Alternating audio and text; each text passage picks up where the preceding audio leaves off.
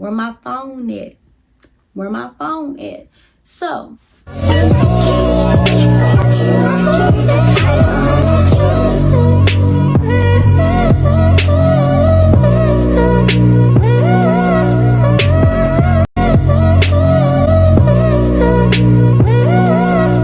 hey y'all, it's little shorty back with another video. If you're new to my channel, welcome, and if you're coming back, what's up? How you been? So if you can tell by the title of this video, we're gonna be doing my ex-friend story time. So basically I'm just gonna tell y'all the reason I don't do girl best friends and all of that. Y'all been really requesting this story time, and I've been thinking, like, do I really want to do it? Because I feel like it's gonna cause problems. But then I realized it's just a story time and I'm just telling my story. I will not be saying no names, so you know. But if you know, you know. But without further ado, let's get into this story time. Okay, so if you know me, you know I gotta keep note when I do story times because I'm gonna tend to get off topic. Like, I'm low-key getting off topic now, but I just have to keep note. So today we don't have my notebook because I can't find my notebook.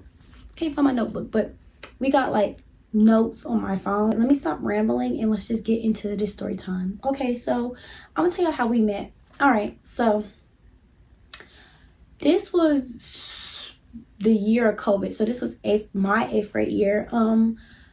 We had a class together, but we didn't really talk, if you know what I mean. Like, we had a class, but we didn't talk. So how we really met was one day, I'm trying to think.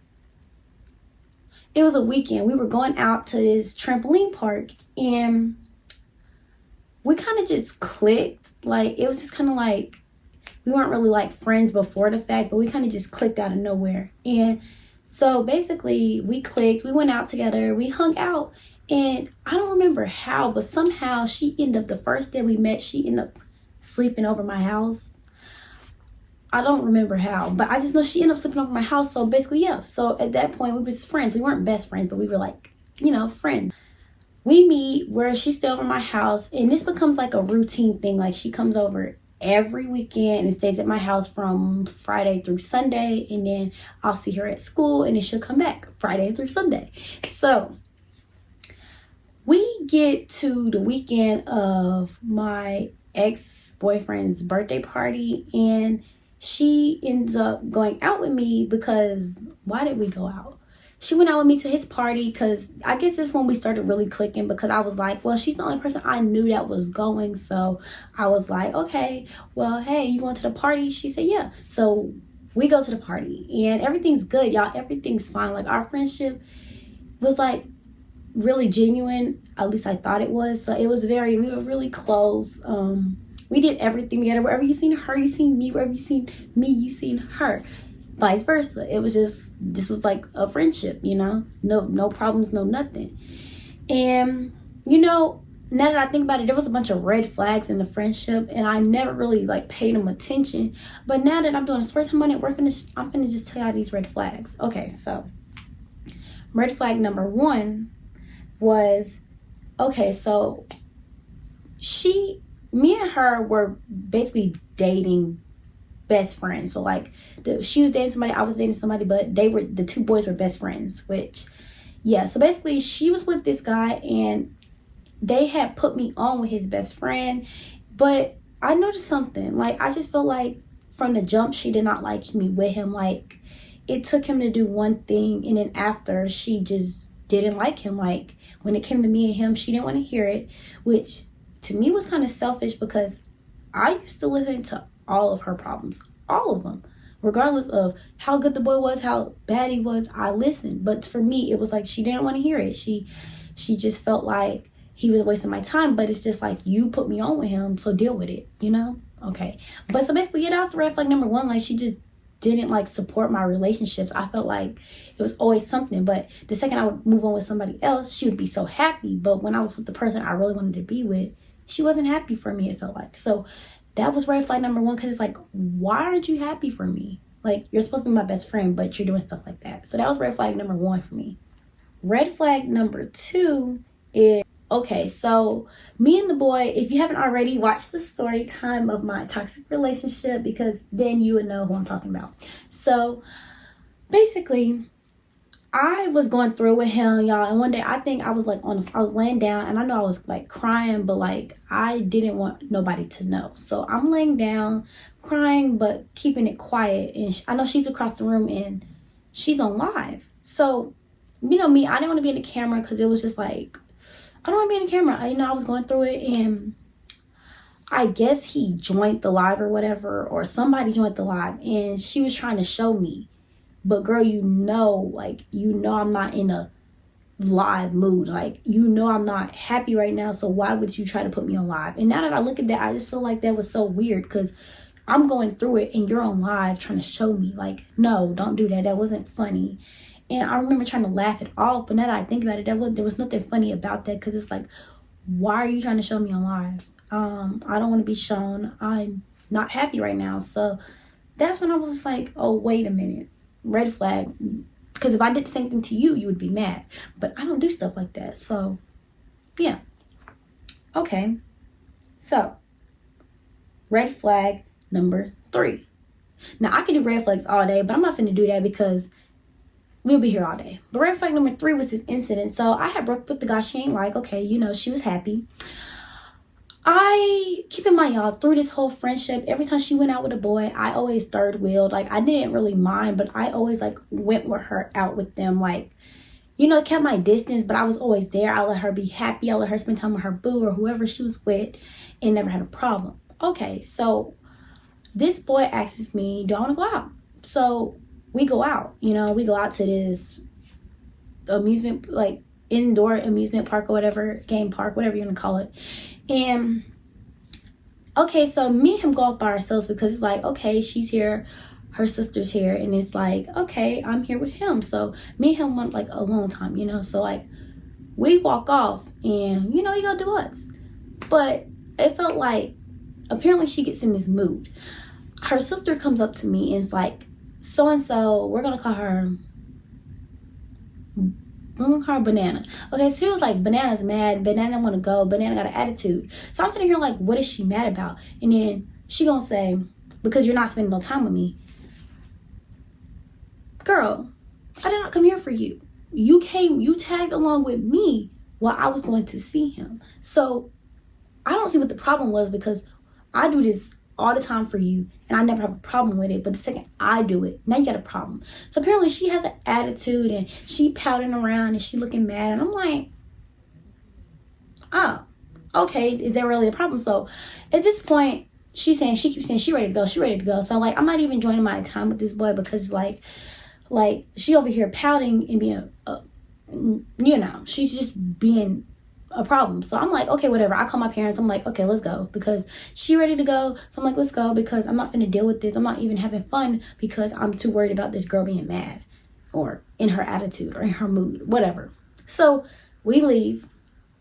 But at the time, I seen it as a red flag, but I didn't really pay no attention because it was like, okay, well, I guess she is over my house, so I guess I'm supposed to spend time with her too. That's how I looked at it. But now that I think about it, no. Don't be like that. That was, no.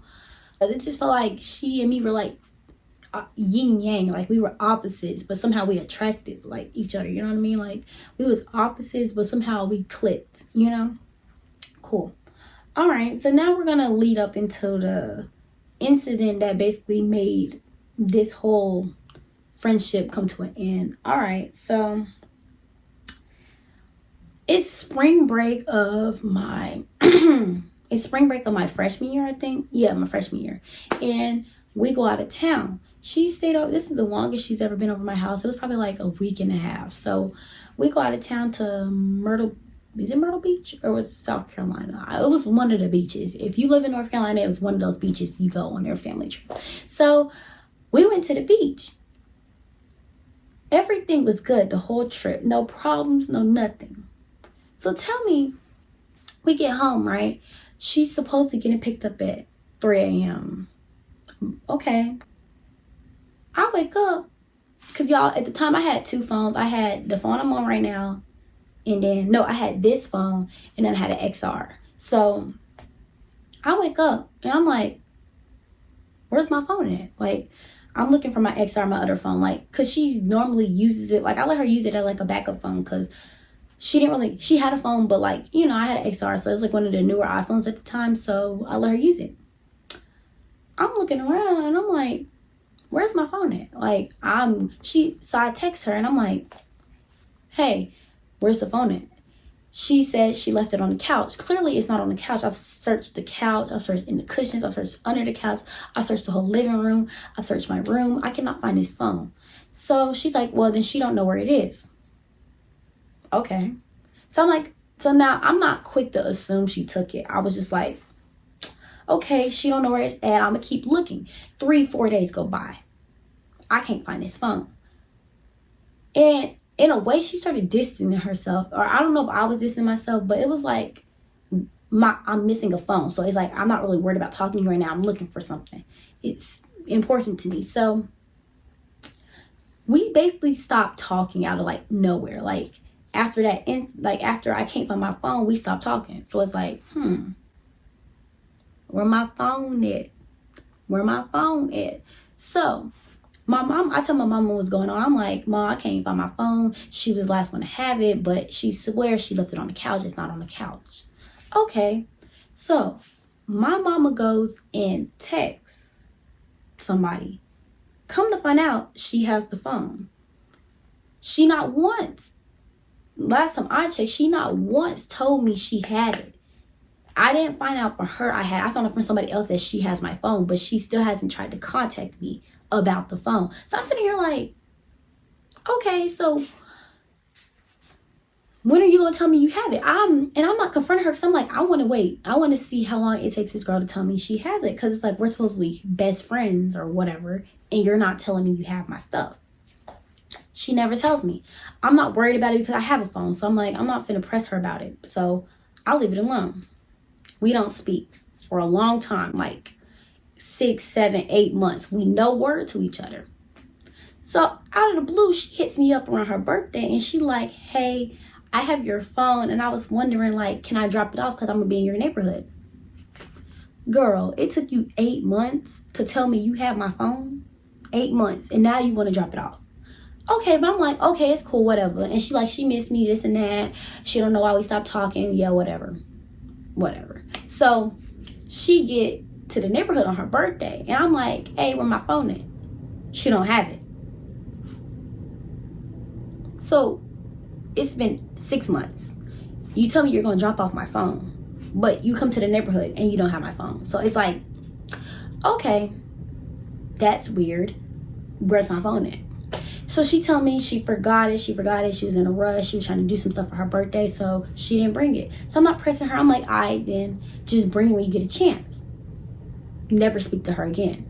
And to this day, I haven't spoke to her. So it's like, where's my phone at? And the reason why I say she stole it is because you took it and I don't have it. And I never got it back. So until I do, if I ever do, it's stolen. Period. It's stolen. So, okay, cool. I don't say nothing to her. People are always telling me I should fight her, I should do this, I should do that. That's not my personality. I'm not finna, girl, I have 2 phones now. I'm not pressed about that phone no more. It don't even matter to me. I got 2 phones. But it's just like, it was the principle is, I treated you like a sister. I treated her like a sister. This was like my sister. And you go and do something like that. But it's like, you still haven't tried to contact me again about getting me my phone. And you know where I live. It hasn't changed, you know. So it's like, what is the problem if you know where I stay? You know where I go to school. But you still haven't tried to give me this phone. So that's why I say she took it. She stole it. And it's like, I really thought we was best friends because it's like, girl, we was closer than that. We spent every weekend with each other for about a year almost. So it's just like, and people keep saying, why don't you go ask her for it? Because I'm just like, I'm not getting into that about a phone. And it's just like, I don't need it. I'm fine. And it's just like, girl, if you needed a phone, just say that. It's like there's no reason she should have took it. And then I understand if you accidentally like took it, but then it's like you're not trying to give it back. Like you tried one time and it took you 6 months to do that, and then you haven't gave it back again. It's just like, that's weird to me. But it's like, at the end of the day, it's all love, because I'm gonna be honest, she was there for me in times when I really needed somebody on my side. Like there was times when she was always there for me, and it's all love, but it's just like from a distance, you know, from a distance. Because it's like, that's just weird to me. But honestly, I feel like now that I look back on our friendship, I should have seen the red flags. Like, there was a lot of them, and it's kind of like people were telling me the red flags, but I wasn't listening. Because like when you with a boy and people telling you all his red flags, and they telling you, girl, I'm trying to tell you, and then when something go wrong, then you're like, dang, I should have listened. Yeah, that's basically how that friendship was. But I'm not really finna go any more about this. This story time was really short because there was really nothing really bad about the friendship until that incident, and then a couple red flags. But I'm not finna talk y'all anymore. I really hope you enjoyed this little quick story time. Please like, comment, and subscribe, and I'll see you next time.